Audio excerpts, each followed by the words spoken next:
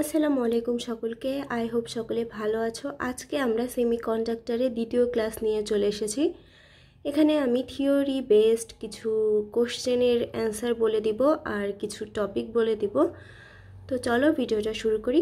এখানে দেখো, আমি প্রথমে একটা কোশ্চেন লিখেছি। আমরা গতদিন 7টা কোশ্চেন সলভ করেছিলাম, তো এটা হচ্ছে 8 নম্বর কোশ্চেন।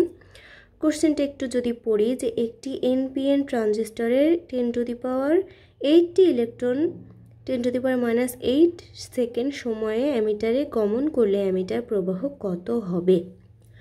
এখানে দেখো আমি সূত্র লিখে ফেলেছি যে I = Q/T, Q = NE। এটা কিন্তু আমরা রোধের যে অধ্যায় আছে সেই চ্যাপ্টার থেকে আমরা জানতে পারি। তাহলে আমরা এখানে I = NE/T লিখতে পারি। তাহলে এখানে জাস্ট আমরা মান বসাবো, মান বসিয়ে ক্যালকুলেশন করব, ঠিক আছে। তো চলো আমরা একটু মান বসিয়ে ক্যালকুলেশন করি। এখানে দেখো n এর মান কত, n এর মান হচ্ছে 10⁸, তাহলে 10⁸ দিলাম। ইলেকট্রনের ই মানে কি, ই মানে তো ইলেকট্রন, তাই না? এটা কত হবে, চার্জ 1.6 × 10⁻⁻19 আর টি কত, 10⁻⁻8 সেকেন্ড। তাহলে এটাকে যদি আমরা ক্যালকুলেশন করি তাহলেই হয়ে যাচ্ছে। এখানে দেখো 10⁻⁻8টাকে যদি আমরা উপরে নিয়ে যাই তাহলে কি হবে, 10⁻16 × 1.6 × 10⁻⁻19, তাহলে কত হবে, 10⁻³ × 1.6 বা 1.6 × 10⁻³ এটাকে আমরা মিলি অ্যাম্পিয়ার লিখতে পারি। অপশানে মিলি অ্যাম্পিয়ার ছিল 1.6 মিলি অ্যাম্পিয়ার ছিল, তো আমি অপশানগুলো আর লিখি নাই। তো এটাই আমার অ্যান্সারটা আমার সঠিকভাবে বের হয়েছে। তো এই রকম কোশ্চেন কিছু আসতে পারে। আর গত ক্লাসে তো আমি দেখিয়েছি যে কেমন টাইপসের ম্যাথ আসতে পারে। ম্যাথ আসলে এইগুলোর মধ্যে থেকে ইনশাল্লাহ দিবে। তোমরা আর একটু কোশ্চেন সলভ করবা, রাজশাহী ইউনিভার্সিটির যে কোশ্চেনগুলো আছে সেগুলো সলভ করবা। আমি এখানে জাস্ট কি টাইপের কোশ্চেন আসতে পারে তো সেই রিলেটেড কিছু এমসিকিউ লিখেছি আর সেগুলোর অ্যান্সার করে দিচ্ছি। কিন্তু বাকিটা তোমাদেরকেই আয়ত্ত করতে হবে, তোমাদেরকেই বারবার প্র্যাকটিস করতে হবে, কোশ্চেন সলভ করতে হবে, তাহলেই কিন্তু এগুলো ইজি হবে। আমি শুধু যেগুলো করে দিচ্ছি এগুলো করলেই চলবে না, এই টাইপের আসতে পারে। সো এই টাইপের অন্য ইউনিভার্সিটি, রাজশাহী ইউনিভার্সিটি, জাহাঙ্গীরনগর ইউনিভার্সিটির কোশ্চেন সলভ করবা, তাহলে ইনশাল্লাহ হবে। তো চলো আমরা নেক্সট কোশ্চেনে চলে যাই। নেক্সট কোশ্চেনটা দেখো, যে আমি এখানে 2টা ট্রানজিস্টর আঁকিয়েছি। একটাই দেখো যে তীর চিহ্ন যেটা সেটা বাহিরের দিকে আছে, ইমিটারের যে তীর চিহ্ন, আরেকটা কি আছে, আরেকটা হচ্ছে ভিতরের দিকে আছে। তো বাহিরের দিকে যেটা আছে সেটা হচ্ছে এনপিএন ট্রানজিস্টর, আর যেটা হচ্ছে ভিতরের দিকে আছে সেটা হচ্ছে পিএনপি ট্রানজিস্টর। তো এখান থেকে অনেক সময় এইভাবে কোশ্চেন আসতে পারে যে তোমার এরকম একটা ফিগার দিয়ে দিবে, দিয়ে বলবে এটা কোন ট্রানজিস্টরকে মানে উল্লেখ করে, কোন ট্রানজিস্টর, এটা কোন ট্রানজিস্টর। তখন তোমরা এই তীর চিহ্নটা দেখেই বুঝতে পারবা যে এটা এনপিএন নাকি পিএনপি ট্রানজিস্টর, ঠিক আছে। তো চলো এবার নেক্সট কোশ্চেনে চলে যাই। নেক্সট কোশ্চেনটা খুবই ইম্পর্টেন্ট, মানে এটা যে কী পরিমাণ ইম্পর্টেন্ট এটা প্রতি বছরই দেখা যায় যে এখান থেকে কোশ্চেন দিয়ে ফেলে। তাহলে 10 নম্বর কোশ্চেনটা ভালো করে দেখবা, যে তাপমাত্রা বৃদ্ধি করলে অর্ধপরিবাহী তড়িৎ পরিবাহিতার কী পরিবর্তন ঘটে। মনে রাখবা যে তাপমাত্রা যদি বৃদ্ধি পায় তাহলে অর্ধপরিবাহীর পরিবাহিতাও বৃদ্ধি পায়, আর পরিবাহিতা বৃদ্ধি পেলে কি স্বাভাবিকভাবে রোধ কমে যাবে, তাই না? আর পরেরটা দেখো, যে তাপমাত্রা বৃদ্ধি পেলে পরিবাহীর রোধ বৃদ্ধি পায়, যেমন তামার রোধ বৃদ্ধি পায় তাপমাত্রা বৃদ্ধি পেলে। তাহলে কি বললাম, যে তাপমাত্রা বৃদ্ধি পেলে অর্ধপরিবাহীর রোধ কিন্তু কমে, কিন্তু পরিবাহীর রোধ বাড়ে, আর পরিবাহিতা বেড়ে যায় হচ্ছে অর্ধপরিবাহীর তাপমাত্রা বৃদ্ধি করলে। সো এইগুলা কিন্তু তোমরা অবশ্যই নোট করবা, নোট না করলে কিন্তু একদমই হবে না। আর এগুলো বারবার প্র্যাকটিস করবা, এইটা কিন্তু খুব ইম্পর্টেন্ট, আমি বারবার বলতেছি, তো এইটা তোমরা মার্ক করে রাখিও, ঠিক আছে। চলো নেক্সট কোশ্চেনে চলে যাই। নেক্সট কোশ্চেনটা দেখো 12 নম্বর, যেটা ফিল্ড ইফেক্ট ট্রানজিস্টর বা এফইটি এবং বাইপোলার ট্রানজিস্টর, এই 2টা ট্রানজিস্টর আসলে কিসের কাজ করে সেটা আমাদের জানতে হবে। এখানে দেখো যে এফইটি অর্থাৎ ফিল্ড ইফেক্ট ট্রানজিস্টর যেটা, সেটা হচ্ছে আমার ভোল্টেজ নিয়ে কাজ করে। কি নিয়ে কাজ করে? এটা হচ্ছে ভোল্টেজ নিয়ে কাজ করে, ঠিক আছে।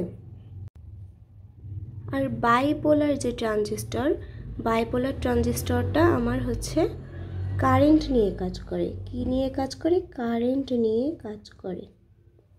তাহলে ফিল্ড ইফেক্ট ট্রানজিস্টর ভোল্টেজ নিয়ে কাজ করছে, বাইপোলার ট্রানজিস্টর কারেন্ট নিয়ে কাজ করছে। সো এই দুইটা তোমরা যদি কাজটা মনে রাখতে পারো, তাহলে এখান থেকে কোশ্চেন আসলে যে কোনো কোশ্চেনে অ্যান্সার করতে পারবো। মানে দুইটার মধ্যে থেকে যে কোনো একটা দিতে পারে বা দুইটাই দিতে পারে। তখন তোমরা খেয়াল রাখবা যে যদি ফিল্ড ইফেক্ট ট্রানজিস্টর আগে বলে, তাহলে ভোল্টেজের কথাটা আগে যেখানে আসে সেইটা হবে তার অ্যান্সার, তারপরে আসে কারেন্ট আর কি, কারেন্টের কাজ। তো যাই হোক, এখন চলো নেক্সট কোশ্চেনে চলে যাই। নেক্সট কোশ্চেনটা দেখো যে আলোক নিঃসরক ডায়োড বা এলইডি কোন শক্তি আলোক শক্তিতে রূপান্তরিত করে? আমরা জানি বিদ্যুৎ শক্তি আলোক শক্তিতে রূপান্তরিত করবে, এটা তো একদমই ইজি। তারপরে আসো অর্ধপরিবাহী ডায়োডের কাজ কি? এটা হচ্ছে তরঙ্গ একমুখীকরণ করে, রেকটিফিকেশন করে। অনেক সময় একমুখীকরণের জায়গায় রেকটিফিকেশন থাকতে পারে, তো একই হচ্ছে অ্যান্সার। তারপরে কোশ্চেনটা দেখো, কোনটি দ্বারা অর্ধপরিবাহীকে ডোপায়ন করা হয়? এখানে ডোপায়ন বলতে হচ্ছে কি বোঝায়? যে দূষিত, অনেক সময় দূষিত কথাটাও থাকতে পারে। তো কি দূষিত করা হয়? ইন্ডিয়াম দিয়ে দূষিত করা হয়। ইন্ডিয়াম কি? ইন্ডিয়াম কিন্তু একটা ত্রিযোজী মৌল, হ্যাঁ, ত্রিযোজী মৌল। আচ্ছা, হোল ধনাত্মক চার্জবাহী, এখানে ধনাত্মক চার্জবাহী, এটা ইম্পর্টেন্ট, অনেক সময় এমসিকিউ আসে, ঠিক আছে। তারপরে দেখো অর্ধপরিবাহী ডায়োড ব্যবহার করা হয় কি করতে? এসিকে ডিসিতে রূপান্তর করতে। এই এসিকে ডিসিতে রূপান্তর করা, এটা মানেও কিন্তু একমুখীকরণ করা। তাহলে এখানে একমুখীকরণ করাটাও থাকতে পারে, এসিকে ডিসিতে রূপান্তর না বলে বলতে পারে যে একমুখীকরণ, ঠিক আছে। তাহলে আমাদের 17টা কোশ্চেন দেখা হলো, আমরা আর একটা দুইটা কোশ্চেন দেখব। তাহলে এই চ্যাপ্টারের মোটামুটি আমার রাজশাহী ইউনিভার্সিটির জন্য যে ধরনের কোশ্চেন আসতে পারে সবগুলো টাইপ করানো হবে। এরপরেও কিছু বাকি থাকতে পারে, সেগুলো তোমরা নিজেরা অ্যানালাইসিস করে বের করবা, এটাই হচ্ছে তোমাদের হোমওয়ার্ক, ঠিক আছে। তো চলো এবার নেক্সট কোশ্চেনে চলে যাই। নেক্সট কোশ্চেনটা দেখো যে পি টাইপ অর্ধপরিবাহী তৈরিতে বিশুদ্ধ জার্মেনিয়াম বা সিলিকনের সাথে কি মেশানো হয়? এখানে সরাসরি এখানে উত্তরের মানে অপশানে ছিল কি তিনযোজী মৌল, পঞ্চযোজী মৌল, আরও অপশানস ছিল। তো এখান থেকে হবে কোনটা? যে ত্রিযোজী মৌল। এখন দেখো ত্রিযোজী মৌল এই 5টা হতে পারে, এই 5টা তোমরা মনে রাখবা। তাহলে ত্রিযোজী মৌল ব্যতীত যে মানে এই 5টা ব্যতীত যেগুলো আছে সেগুলো মনে করবা যে পঞ্চযোজী মৌল থাকবে, সেগুলো অন্য ক্ষেত্রে আমার ইউজ হবে। যেটার কোশ্চেনও আমার একটু এই তো পরেই দিয়েছি যে সিলিকনের সাথে কোন অপদ্রব্যটি যোগ করলে অর্ধপরিবাহী তৈরি হবে। তাহলে এটা কি? এটা হচ্ছে পঞ্চযোজী মৌল। এখানে যে অ্যান্সারটা এটা কিন্তু পঞ্চযোজী মৌল। আর এগুলা কি? এগুলো হচ্ছে ত্রিযোজী মৌল। এই 5টা মৌল হচ্ছে ত্রিযোজী মৌল, এটা একটু মাথায় রাখবা। এটা কিভাবে মাথায় রাখতে পারো? যে ছন্দ দিয়ে মাথায় রাখতে পারো, যে বাবা এলো গেল ইন্ডিয়া থাইল্যান্ড, এইভাবে তোমরা মনে রাখতে পারো। আমি জাস্ট একটা ছন্দ বলে দিলাম, তোমরা তোমাদের মতো করে মনে রাখবা। তারপরে আসো পিএন জাংশনের নিঃশ্বসিত অঞ্চলে কি থাকে? এখানে ইলেকট্রন এবং হোল থাকে, ঠিক আছে।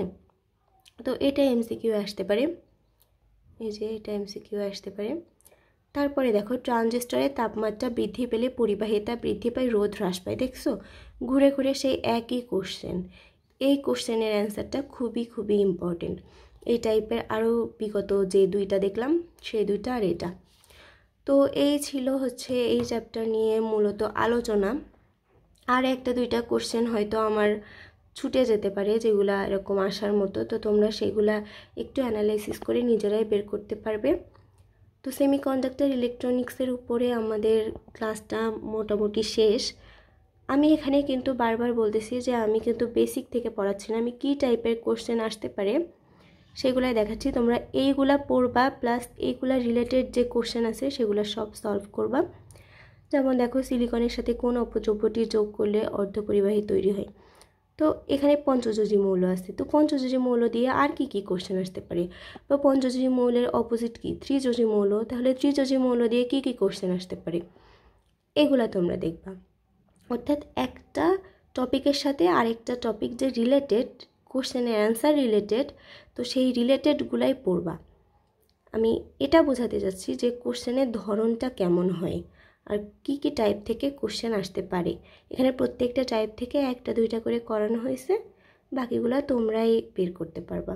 তো যাই হোক, অনেক কথা বললাম, আজকে ভিডিও এই পর্যন্ত ছিল। সবাই ভালো থেকো, সুস্থ থেকো, আর নেক্সট কোন চ্যাপ্টারের উপর ক্লাস নিব আমাকে কমেন্ট করে জানিও। আল্লাহ হাফিজ।